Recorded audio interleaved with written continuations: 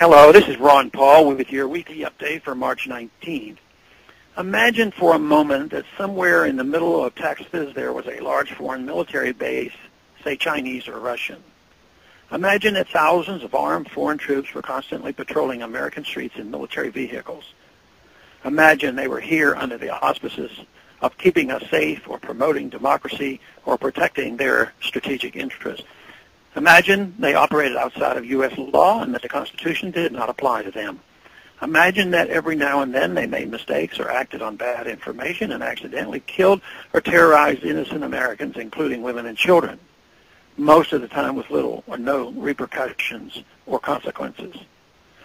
Imagine that they set up checkpoints on our soil and routinely searched and ransacked entire neighborhoods of homes. Imagine if Americans were fearful of these foreign troops and overwhelmingly thought America would be better off without their presence. Imagine if some Americans were so angry about them being in Texas that they actually joined together to fight them off in defense of our soil and sovereignty because leadership in our government refused or were unable to do so. Imagine that those Americans were labeled terrorists or insurgents for their defensive actions and routinely killed or captured and tortured by the foreign troops on our land. Imagine that the occupiers' attitude was that if they just killed enough Americans, the resistance would stop. But instead, for every American killed, 10 more would take up arms against them, resulting in perpetual bloodshed. Imagine if most of the citizens of the foreign land also wanted these troops to return home. Imagine if they elected a leader who promised to bring them home and put an end to this horror. Imagine if that leader changed his mind once he took office.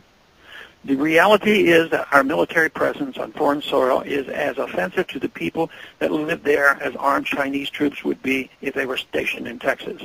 We would not stand for it here, but we have had a globe-straddling empire and a very intrusive foreign policy for decades that incites a lot of hatred and resentment toward us.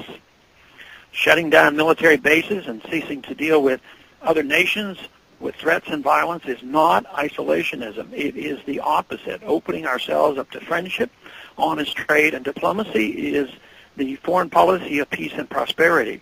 It is the only foreign policy that will not bankrupt us in the short order, as our current actions most definitely will. I share the disappointment of the American people in the foreign policy rhetoric coming from the administration. The sad thing is, our foreign policy will change eventually, as Rome's did, when all budgetary and monetary tricks to fund it are exhausted.